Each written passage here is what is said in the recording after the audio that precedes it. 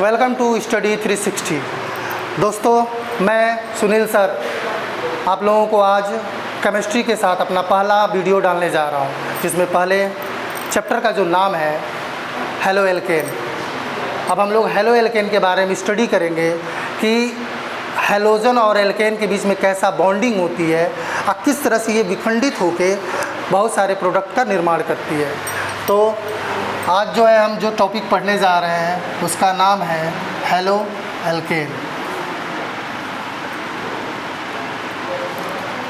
Halo alkane दोस्तों, halo alkane जो है दो शब्दों से मिलके बना है, हेलो प्लस एल्केन। हेलो का मतलब होता है हेलोजन और एल्केन का मतलब होता है एल्केन। एल्केन का मतलब जब कार्बन सिंगल बॉन्ड बनाता है, सारे बॉन्ड उसके सिंगल होते हैं, तो वो एल्केन कहलाता है। एल्केन का जो वर्ड आता है ये हाइड्रोकार्बन से आता है। हाइड्रोकार्बन, हाइड्रोकार्बन का मतलब होता है हाइड्रोजन एंड कार्बन। ऐसे यौगिक जो हाइड्रोजन और कार्बन से मिलकर बने होते हैं उनको हाइड्रोकार्बन कहते हैं। हाइड्रोकार्बन को दो भागों में विभाजित किया जाता है। एक है आपका खुली श्रृंखला और दूसरा है आपका बंद श्रृंखला।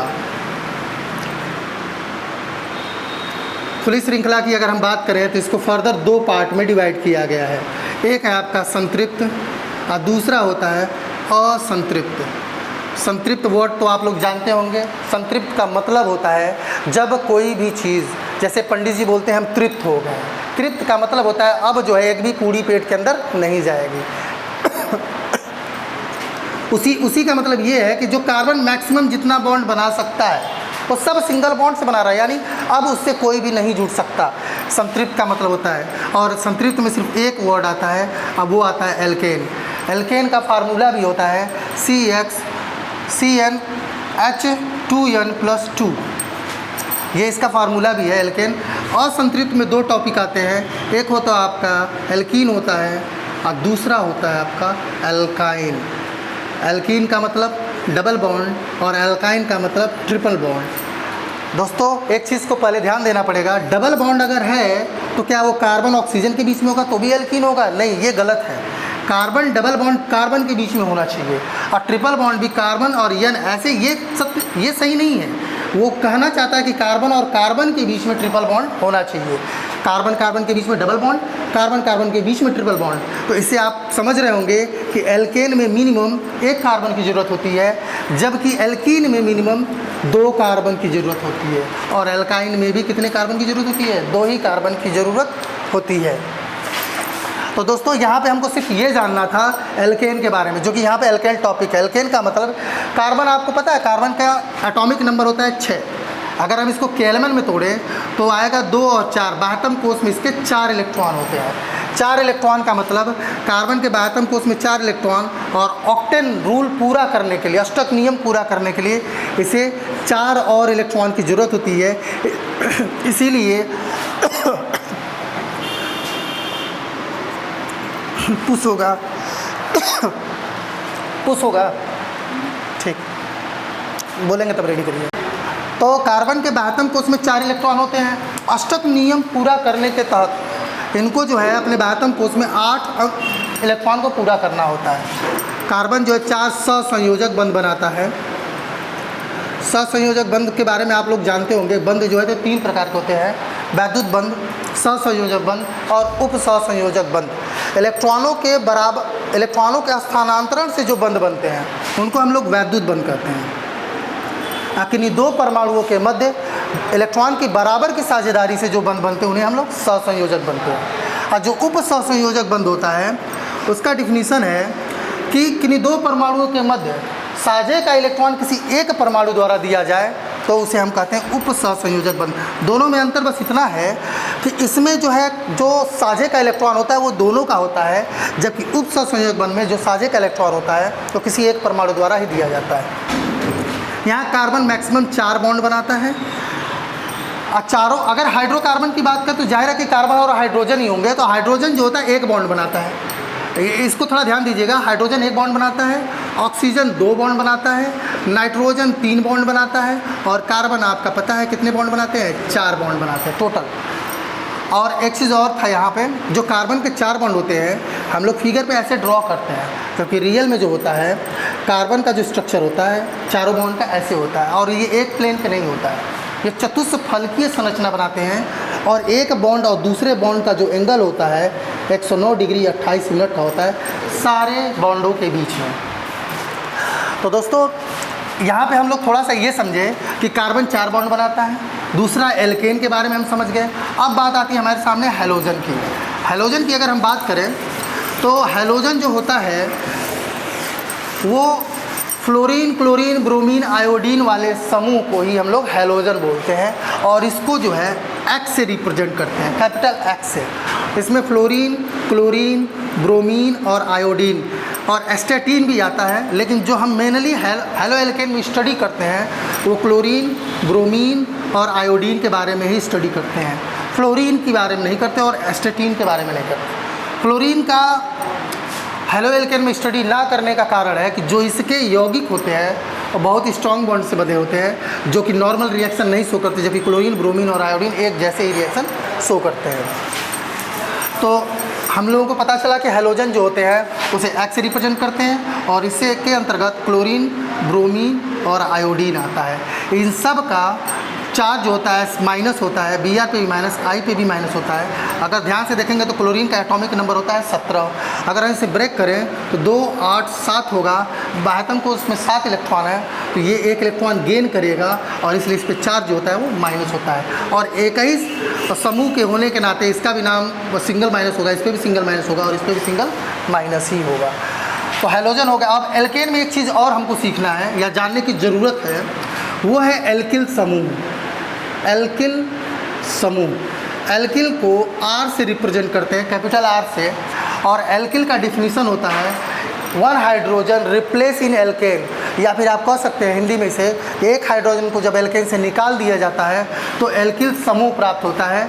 जैसे कार्बन 4 बॉन्ड बना रहा है, 3 बॉन्ड इसके हाइड्रोजन से बिजी, 1 बॉन्ड फ्री छोड़ दिया जाए, इसी को हम लोग आर बोलते हैं। और आर को हमेशा ऐसे लिखते हैं सिंगल बॉन्ड से, ताकि इससे कोई भी समूह जुड़ सकता है। यहाँ पे फिलहाल हमारे सामने हैलोजन की बात कर रहे हैं, तो हैलोजन को एक्स से रिप्रेजेंट करते हैं तो आर एक्स लिखेंगे, और इसका जो सिंबॉलिक होगा वो आर एक्स होगा।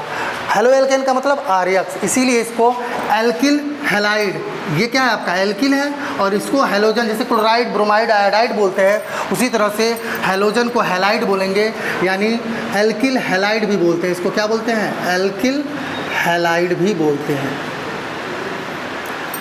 सबसे बड़ी चीज़ ये करें, आप ध्यान से समझिएगा इसे, आर की अगर हम बात कर रहे हैं तो जरूरी नहीं कार्बन 1 हो, कार्बन 2 भी हो सकता है, कार्बन 3 भी हो सकता है।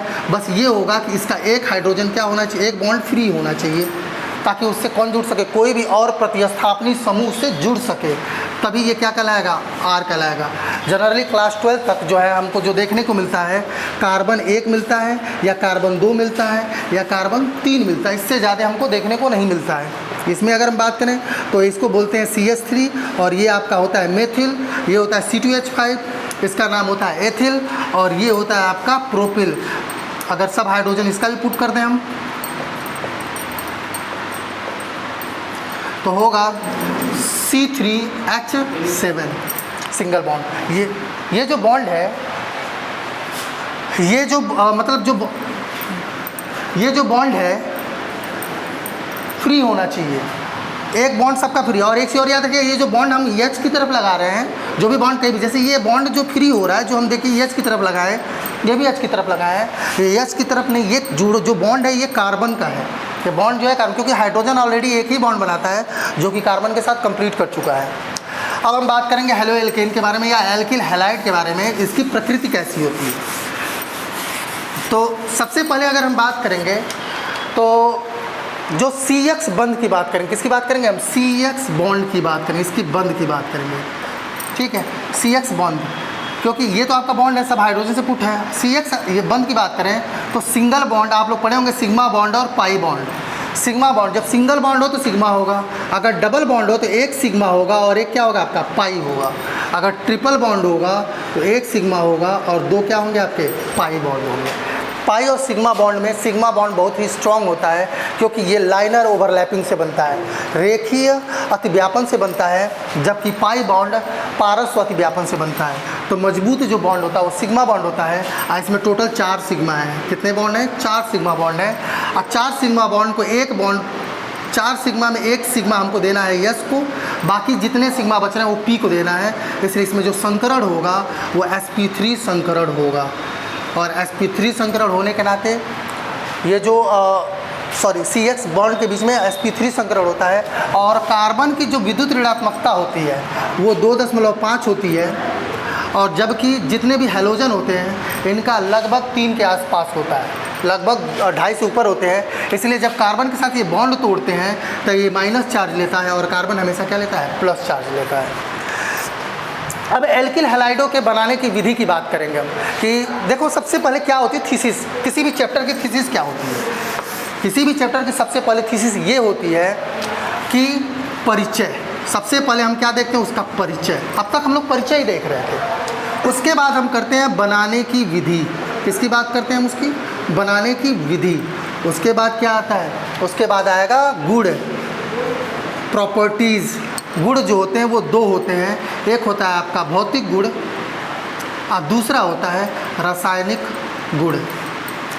भौतिक गुण में हम उसका रंग, गंध, स्वाद, घनत्व, विलेयता, गलनांक, क्वथनांक या हिमांक और भी एक्सेट्रा, इन सब की स्टडी हम भौतिक गुण के अंतर्गत करते हैं। किसी भी अभिक्रिया को जब भी हम देखें, किसी हेलो एल्केन्स की बात कर रहे थे, उसके परिचय के बारे में जैसे हमने पढ़ा कि हेलोजन किसे कहते हैं, एल्केन किसे कहते हैं, उसके परिचय उसमें sp3 संकरण होता है। बनाने की विधि के अभी हम लोग पढ़ेंगे। गुण की बात करें तो भौतिक गुण और रासायनिक गुण होता है। रासायनिक गुण में किसी भी चीज़ का मतलब, जैसे मान लीजिए यहाँ पे हेलो एल्केन की बात है कि अल्कोहल के साथ अभिक्रिया करेगा तो क्या होगा, ऑक्सीकरण करेगा तो क्या होगा, अपचयन करेंगे तो क्या होगा, और बहुत सारे रिएक्शन हम इसमें देखेंगे। ये सब किस गुण में आता है? रासायनिक गुण में आता है। और लास्ट टॉपिक जो होता है उसे लिखते हैं उपयोग। क्या लिखते हैं? उपयोग। ये ही टोटल हमको किसी भी चैप्टर में पढ़ना होता है। तो परिचय हमने देख लिया। अब हम बात करेंगे बनाने की विधि की। किसकी बात करेंगे हम? बनाने की विधि। जो बनाने की विधि की बात कर रहे हैं, तो जो बनाने की विधि है एल्किल हैलाइडों के बनाने की सामान्य विधियां, इसी के बारे में पढ़ेंगे हम। एल्किल हैलाइडों के बनाने की सामान्य विधियां। एल्किल हैलाइडों के बनाने की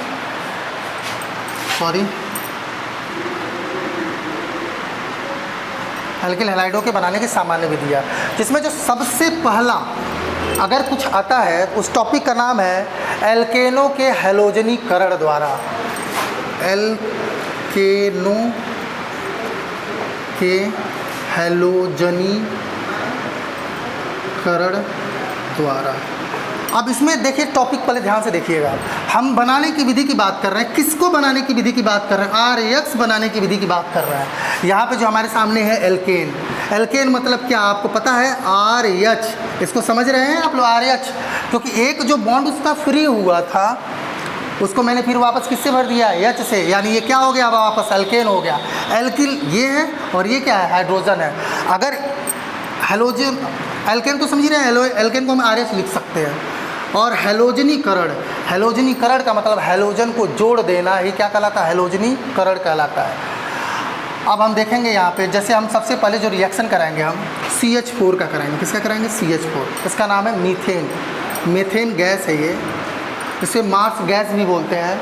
मार्स गैस इसलिए बोलते हैं क्योंकि मार्स का मतलब होता है दलदल, और दलदली ज़मीनों से आपने सुना होगा कि जहाँ नदियाँ होती हैं, शमशान घाट होता है, वहाँ पे सफ़ेद रंग की चुड़ैल डांस करती हुई दिखाई देती है।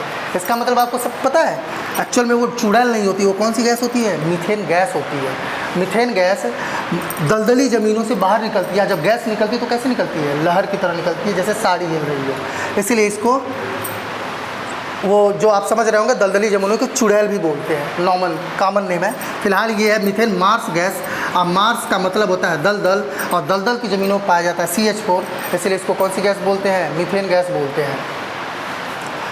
अब हम मीथेन गैस की बात करें तो मीथेन गैस की अभिक्रिया हमें करानी है हैलोजनीकरण बात कर रहे हैं। X2 तो आप समझ ही रहे होंगे, X का मतलब क्या है, या तो क्लोरीन होगा, या तो ब्रोमीन होगा, या तो आयोडीन होगा, Cl2 होगा, या Br2 होगा, या फिर क्या होगा आपका I2 होगा। CH4 प्लस X2, आप बताओ हैलोजनीकरण में क्या होता है। XX यहाँ पे याद रखिएगा, जब दो परमाणु आपस में जुड़े हों तभी तो ये अणु का निर्माण कर रहे हैं, और जब ये अलग होते हैं तो अपने अपने इलेक्ट्रॉन लेके अलग होते हैं, इसे मुक्त मूलक कहते हैं। और इसका जो विदलन हुआ है उसको होमोलिटिक विदलन कहते हैं। वो हम नेक्स्ट क्लास में बताएंगे होमोलिटिक और हेटेरोलिटिक के बारे में। फिलहाल हमारे सामने X, एक X, और यहाँ पे है आपके सामने हाइड्रोजन हाइड्रोजन हाइड्रोजन हाइड्रोजन। यहाँ से HX क्या करेगा, अपना बॉन्ड बना के बाहर हो जाएगा, और क्या बनाएगा HX, अब प्लस ये X यहाँ पे क्या हो जाएगा, जुड़ जाएगा। पता है ये जो अभिक्रिया दिखाएंगे सिंगल बॉन्ड एल्केन हमेशा ऑलवेज हमेशा जो है प्रतिस्थापनीय अभिक्रिया दिखाते हैं। कौन सी अभिक्रिया दिखाएंगे, प्रतिस्थापनीय। प्रतिस्थापनी का मतलब होता है डिस्प्लेसमेंट रिएक्शन, इसका मतलब जिसका प्लेस है उसको हटा देना।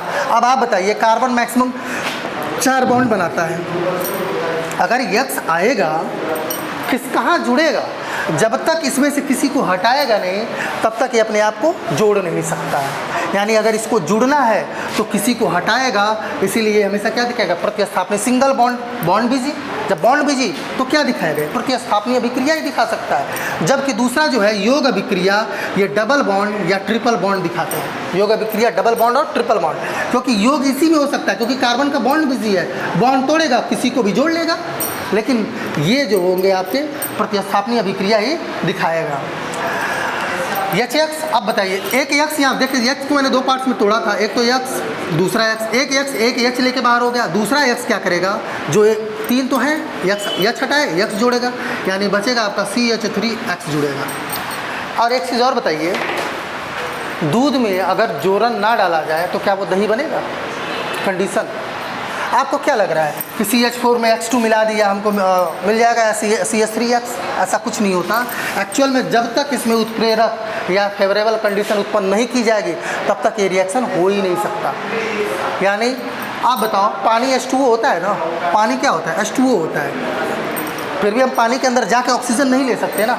क्यों नहीं ले सकते, क्योंकि वो हमारे अकॉर्डिंग O नहीं है, वो किसी और के साथ बॉन्ड बनाया है। यहाँ से भी जो बॉन्ड कभी भी कोई भी रिएक्शन अगर हेल्ड होता है तो किसी कारण, या तो आप 400 डिग्री सेल्सियस टेम्परेचर दीजिए इसको, या फिर सूर्य के प्रकाश में ये अभिक्रिया संपन्न होती है, सूर्य का प्रकाश या फिर 400 डिग्री सेल्सियस। ये रिएक्शन और आगे अगर हम बढ़ाएं CH3X के साथ, फिर हम इसे क्या देंगे, X2 देंगे, फिर एक X क्या करेगा, एक हाइड्रोजन को रिप्लेस करेगा और एक X और जुड़ेगा।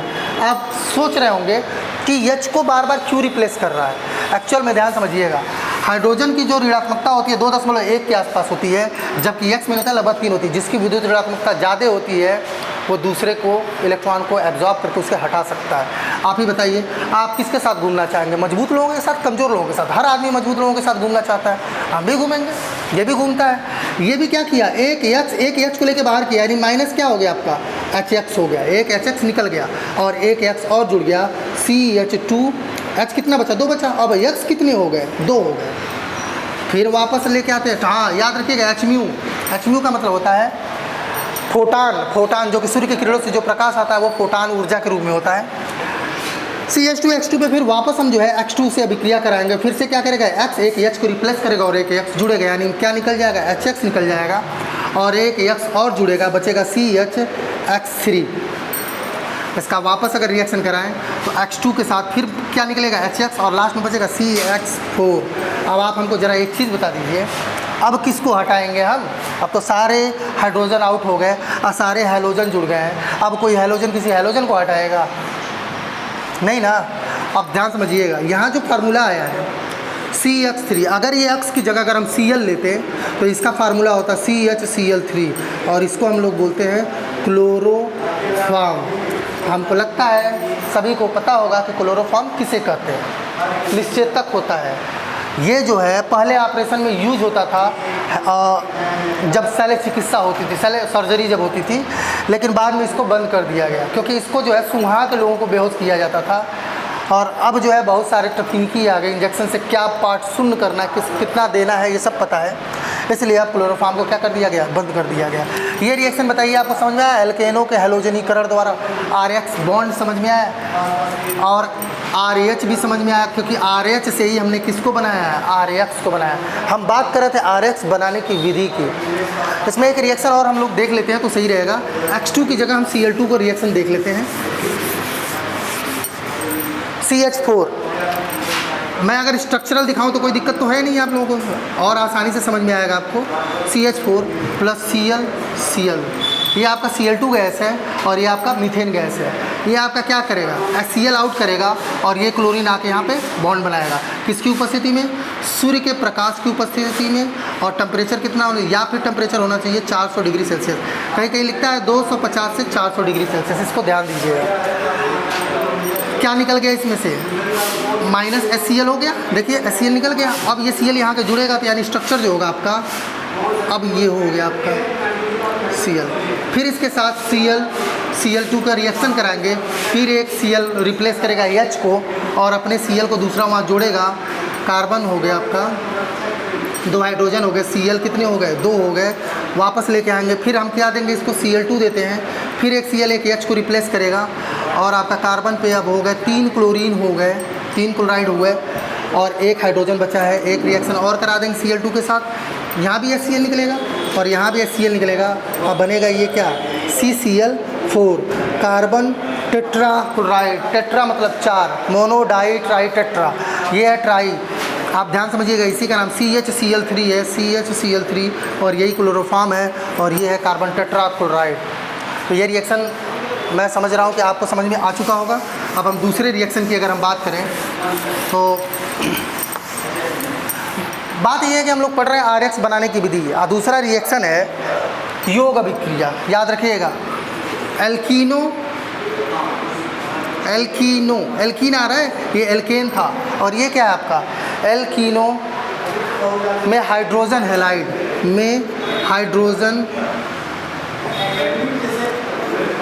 हैलाइड अभिक्रिया द्वारा। देखिए ध्यान से, एल्कीनो में हाइड्रोजन हैलाइड की अभिक्रिया द्वारा, हाइड्रोजन बोले तो H, हैलाइड बोले तो X, क्या हम इसे HX लिख सकते हैं, कोई दिक्कत तो है नहीं। हाइड्रोजन हैलाइड, हैलाइड का मतलब क्या, क्लोरीन ब्रोमीन आयोडीन।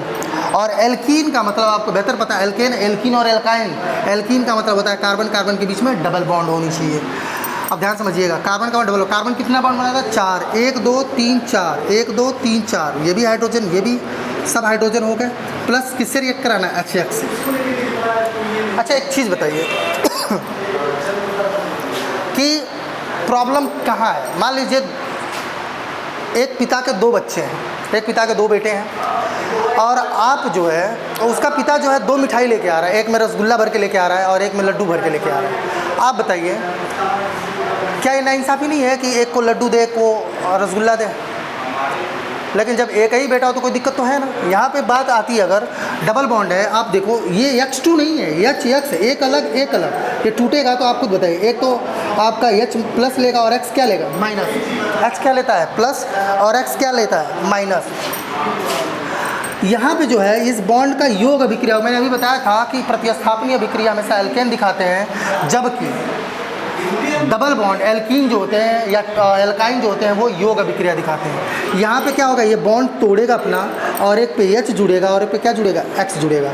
नॉमेनक्लेचर में कोई फर्क नहीं पड़ेगा। अगर ये सिमेट्री है, 2 बराबर भागों में बट सकता है, तो हम किसी पे भी H और किसी पे भी X रख सकते हैं, क्योंकि इसके नॉमेनक्लेचर पे कोई फर्क नहीं पड़ेगा। अभी मैं दिखा रहा हूँ, ये 2 H हो गए जो थे, एक पे मैंने क्या जोड़ दिया, X जोड़ दिया, सिंगल बॉन्ड, और बाकी तीनों पे H आ जाएंगे, क्योंकि 2 तो H था ही, एक H आ गया।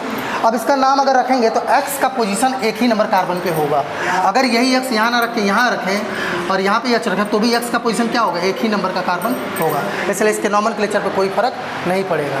लेकिन कोई फ़र्क नहीं पड़ेगा। अब प्रॉब्लम कब होगी, जब ये अनसिमेट्री हो, असममित हो। अब देखिए डबल बॉन्ड जहाँ है, इधर एक कार्बन और इधर कितने कार्बन है, 2 कार्बन है। आपको नहीं लग रहा है कि अब अनसिमेट्री है। अब प्रॉब्लम होगी कि H यहाँ भेजे कि X यहाँ भेजे, जबकि इसमें तो कोई प्रॉब्लम नहीं था। H यहाँ भेजा, X यहाँ भेजा। अगर यही स्ट्रक्चर अगर आपका ये होता इस पर भी कोई दिक्कत नहीं होती, चाहे H यहाँ भेजिए, चाहे यहाँ भेजिए, चाहे X यहाँ भेजिए, चाहे यहाँ X भेजिए, कोई प्रॉब्लम नहीं होती, क्योंकि ये क्या है, सिमेट्री है। लेकिन ये भी सिमेट्री, ये भी सिमेट्री, लेकिन जब अनसिमेट्री हो तब प्रॉब्लम होगा कि H को किस पे भेजना है, X को किस पे भेजना है, X को किस पे भेजना है और H को किस पे भेजना है। तब यहाँ पे दो रूल काम करते हैं। पहला रूल है मार्कोनी-काफ नियम।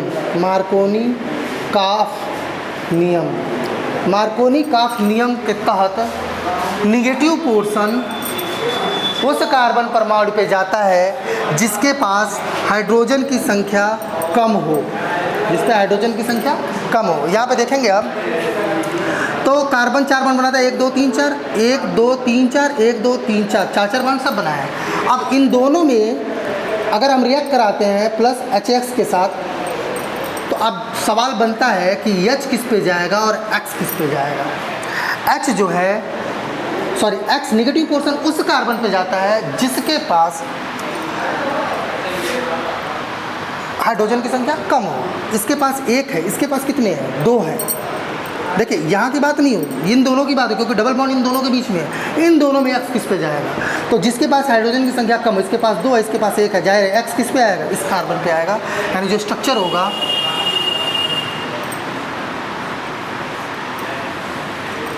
देखिए बॉन्ड मैंने B से तोड़ दिया है, यहाँ तीनों तो यस थे, यहाँ पे एक यस था, यहाँ पे 2 यस थे, है ना ऐसे। अब इन दोनों की बात करते हैं, H किस पे जाएगा, X किस पे जाएगा।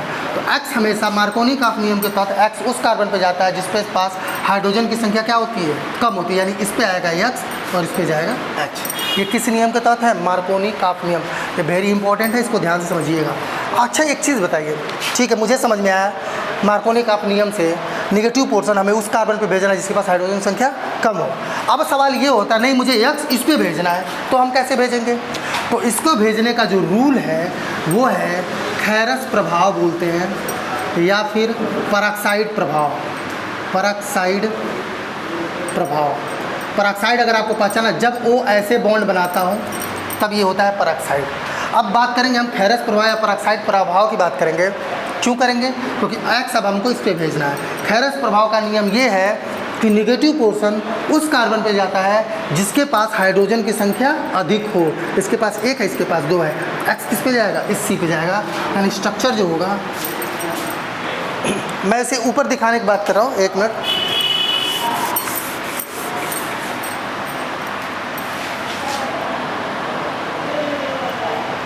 खैरस प्रभाव, इसमें जो होगा, यहाँ पे 2 हाइड्रोजन थे, यहाँ पे 1 हाइड्रोजन था और इस पे आपके 3 हाइड्रोजन थे। अब सवाल ये है कि इसमें कहा जाए, खैरस प्रभाव में कहता है कि नेगेटिव पोर्शन उस कार्बन पे जाता है जिसके पास हाइड्रोजन की संख्या क्या हो, ज़्यादा हो। इस कार्बन के पास 2 है, इस कार्बन के पास 1 ले से X इस पे जाएगा और H इस पे जाएगा। ये दोनों 3 तरह के, इसमें 3 रिएक्शन आए हैं। पहला रिएक्शन था जब सम्मित हो, जब कार्बन बराबर हो दोनों तरफ बॉन्ड के, तब जो है किसी पे भी H भेज सकते हैं, किसी पे भी X भेज सकते हैं। लेकिन जब असम्मित होगा तब हमें कार्बन हाइड्रोजन या X को भेजने के लिए मार्कोनी-काफ नियम के तहत और निगेटिव पोर्शन उस कार्बन पे जाएगा जिसके पास हाइड्रोजन संख्या कम होगी, और खैरस प्रभाव के नियम के तहत तब जाएगा जब जिसके पास अधिक हाइड्रोजन होगा उसके पास X जाएगा। तो दूसरा रिएक्शन भी आई होप आपको समझ में आ गया होगा। तीसरा रिएक्शन की बात करते हैं हम। जो तीसरा रिएक्शन है वो आपका है अल्कोहलों की हाइड्रोजन हैलाइड से अभिक्रिया। अल्कोहलों की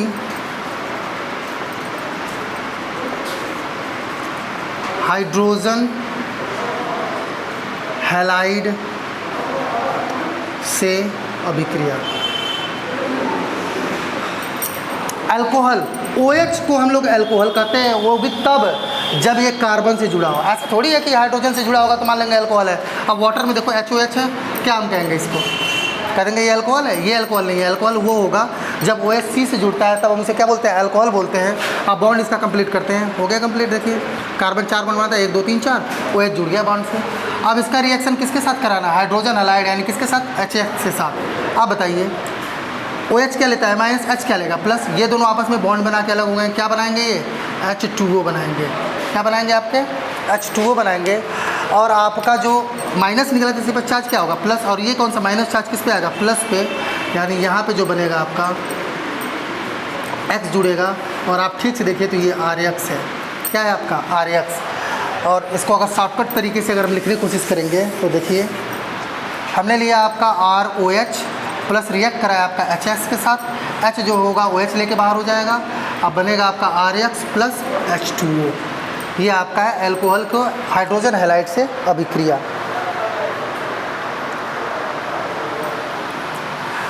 ये निर्जल ZnCl2 में होता है उपस्थिति में, निर्जल ZnCl2 की उपस्थिति में होता है। अल्कोहलों का तीसरा हो गया। अब चौथे की बात करते हैं।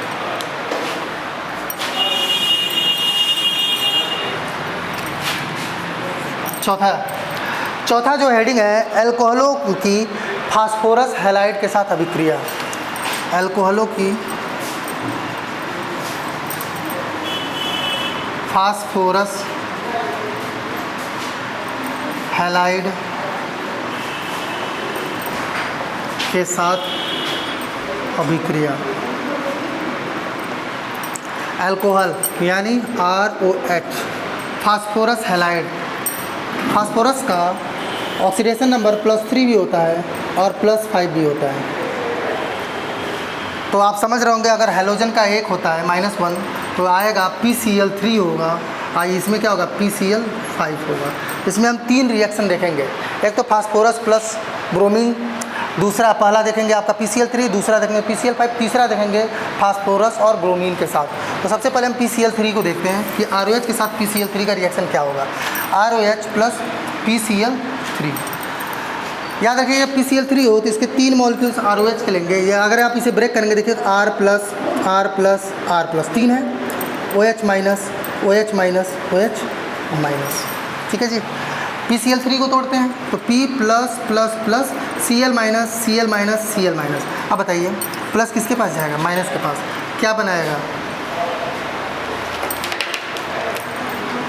3RCl बनाएगा, प्लस आपका जो है OH, ये तीनों Cl गए, 3R गए, बचे 3 OH और P पे थे। आप बताइए 3 माइनस है 3 प्लस है, तो इसमें जो है प्लस चार्ज पहले रखा जाएगा, यानी रखा जाएगा हाइड्रोजन 3 आगे और PO3 3PO3 बनेगा। ये पहला रिएक्शन है। हमको नहीं लगता आपको इसमें प्रॉब्लम होनी चाहिए कि ROH जब ब्रेक होता है तो R प्लस और OH माइनस में होता है। 3 ROH लिया, 3 R प्लस है, 3 OH माइनस है, और PCl3 P पे 3 plus, Cl minus Cl minus Cl minus है, Cl माइनस प्लस से जुड़ता है, Cl माइनस प्लस से जुड़ता है, Cl माइनस प्लस से जुड़ता है। तो आप इस रिएक्शन को देखिए, मैं जस्ट इसका दूसरा रिएक्शन भी बताता हूँ आपको, PCl5 का।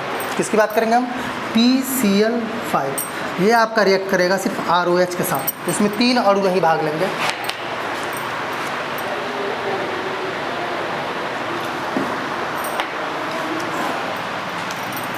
इसको हम ब्रेक करते हैं, R प्लस O पे डबल माइनस और H प्लस। बताइए किसी को दिक्कत है इसमें कि R को मैंने प्लस दिया, O जो जुड़ा है डबल माइनस है, H प्लस है। इसको तोड़ते हैं, P 1 2 3 4 5 Cl minus Cl minus Cl minus Cl minus Cl minus, 5 Cl minus हैं।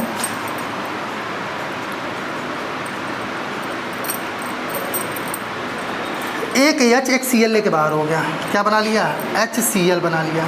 ठीक है जी, एक Cl तो ख़त्म हो गया, रेडी है। ठीक, तो अल्कोहल की तो PCl3 और PCl5 पे विक्रिया देख चुके। एक और रिएक्शन बचा है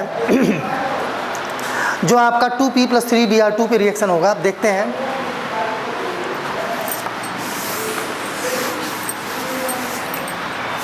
अल्कोहलों पे फास्फोरस हैलाइड, यहाँ पे फास्फोरस हैलाइड नहीं है। तीसरा जो रिएक्शन है 6ROH है plus 2P plus Br2 3Br2 होगा। ध्यान से मुझे 3Br2 क्यों लिया है, बैलेंसिंग की वजह से, अभी मैं बता दूंगा इसको, आप इसको ध्यान दीजिए बस।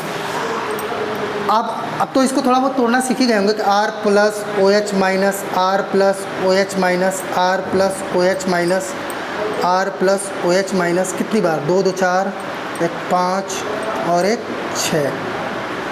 ठीक है जी। 2P है, आपको पता है ना, PCl3 होता है, तो P यहाँ पे 3 प्लस है, plus plus plus plus plus plus. Br पे आप पता है 6Br क्या है आपका, माइनस है। 6Br और 6R आपका बना लेगा सीधे 6R Br बन गया आपका 3 6 माइनस 6 प्लस। अब आप ध्यान दीजिएगा 1 2 3 4 5 6 6 OH है। कितने OH हैं? 6। अब 3 3 6 प्लस का है, 6 का माइनस है। अगर एक का कंपाउंड बनाया जाएगा 3 के साथ बनेगा, और अभी जस्ट हमने रिएक्शन में पढ़ा था 3 OH माइनस 3 प्लस बनाता क्या है आपका H3PO3 बनाता है, तो दूसरा वाला भी क्या बनाएगा H3PO3 बनाएगा। अब आपको समझ में आ गया 3Br क्यों लिया गया, 2P क्यों लिया गया था, 6ROH क्यों लिया गया। ये तीसरा रिएक्शन था चौथे में अल्कोहलों की फास्फोरस हैलाइड के साथ अभिक्रिया। अब पांचवा हम पढ़ेंगे अल्कोहलों पे थायोनील क्लोराइड की अभिक्रिया।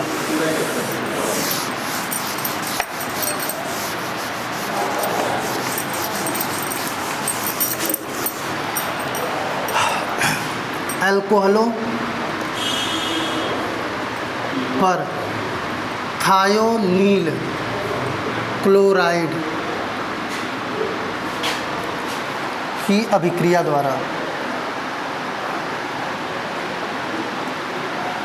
थायो मतलब होता है सल्फर, और जो यहाँ नील वर्ड आ रहा है ये थायोनील, एस पे नील का मतलब होता है डबल बॉन्ड हो, एक तरफ आपका होगा Cl, दूसरी तरफ भी क्या होगा Cl। थायोनील क्लोराइड आपका यही एक सल्फर जो है SO2 SO3 यानी ऑक्सीडेशन नंबर SO2+4 और SO3+6 भी होता है।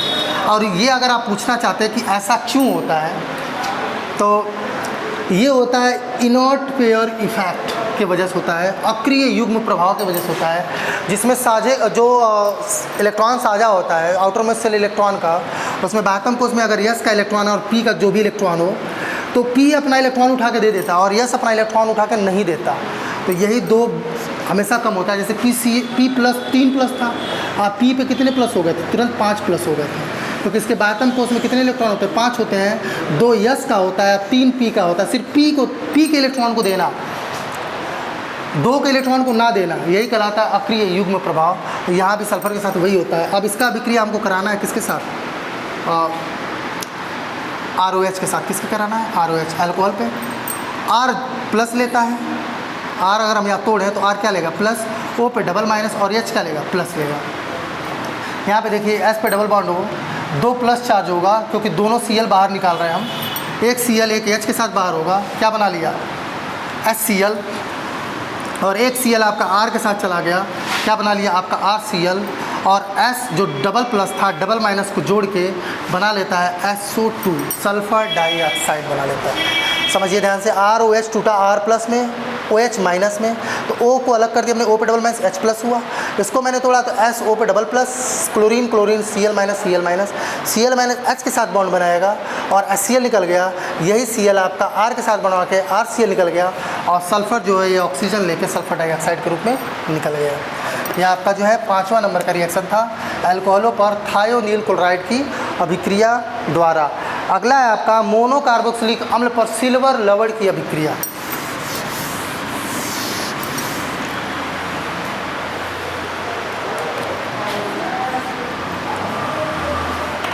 मोनोकार्बोक्सिलिक लवण,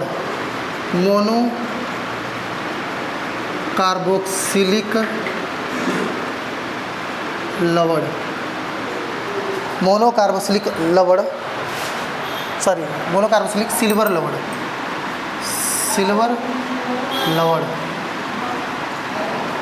की अभिक्रिया, सिल्वर लवण की हैलोजन से अभिक्रिया, सिल्वर लवण की हैलोजन से अभिक्रिया। मोनोकार्बोक्सिलिक सिल्वर लवण की अगर हम बात करें, लवण हमेशा अम्ल प्लस क्षार की अभिक्रिया जो होती है, तो लवण प्लस क्या बनते हैं आपको, जल बनते हैं। अम्ल क्या है, ऑर्गेनिक केमिस्ट्री में RCOOH, जिसमें COOH है वो अम्ल है।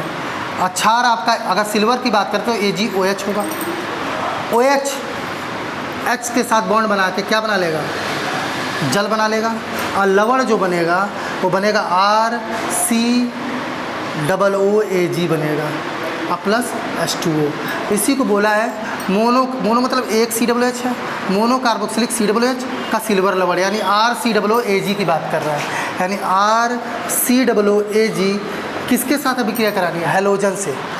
याद रखिएगा, जब भी हैलोजन आता है, हैलोजन को जो है Ag, Na, K, ये सब बड़े आसानी से हैलोजन को लेके बाहर हो जाते हैं, क्योंकि इन सब पे सिंगल प्लस होता है और हैलोजन पे सिंगल माइनस होता है। यहाँ पे अगर हम अभिक्रिया कराएं X यानी X2, तो क्या होगा? Ag क्या करेगा? X लेके बाहर होगा, यानी AgX। जो CO दिख रहा है ये बना लेगा आपका CO2 और प्लस R जो होगा वो X के साथ बॉन्ड बनाएगा, क्या? RX। देखिए इसमें भी हमारा जो प्रोडक्ट आया है वो क्या आया? RX आया है। और यही तो था हमको बनाना था। नंबर 7 रिएक्शन देखते हैं। सॉरी, इस रिएक्शन को बोरोडीन हुन्स डीकर रिएक्शन भी कहते हैं, बोरोडीन हुन्स डीकर रिएक्शन भी कहते हैं। अब नंबर 7 रिएक्शन की हम बात करते हैं। नंबर 7 रिएक्शन जो है आपका फ्लिंकस्टीन अभिक्रिया है, जो कि हैलाइडों के विनिमय द्वारा होता है। हैलाइडों के विनिमय द्वारा। सवाल है विनिमय पहले वस्तु विनिमय होता था, सामान को देके सामान लिया जाता, क्योंकि पहले मुद्राएं नहीं होती थी। हमारे घर गेहूं ज़्यादा हुआ, तुम्हारे यहाँ चावल ज़्यादा हुआ, चावल हमने ले लिया, गेहूं तुमको दे दिया, जो आपको जरूरत है आपसे ले लिया हमने। वस्तु विनिमय होती थी। यहाँ पे विनिमय किसका हो रहा है? हैलाइड का विनिमय हो रहा है, यानी जो मेरे पास हैलोजन होगा मैं उसको दे दूंगा उसका हैलोजन। ये जो रिएक्शन होता है Na से होता है और रिएक्ट किसी भी RX के साथ कर सकते हैं आप। ये जो होगा Na क्या बना लेगा? X बना लेगा और R जो होगा I बनाएगा। ये रिएक्शन फ्लिंकस्टीन रिएक्शन कहलाती है। हमने जो है हेलो एल्केन बनाने की टोटल 7 विधियाँ थी, 7 विधियों को बता दिया है। और आशा करता हूँ आप लोगों को समझ में आया होगा। ये मेरा फर्स्ट वीडियो था, कुछ सुधार की ज़रूरत होगी तो कमेंट करिएगा और प्लीज़ लाइक सब्सक्राइब करना मत भूलिए। Thank you.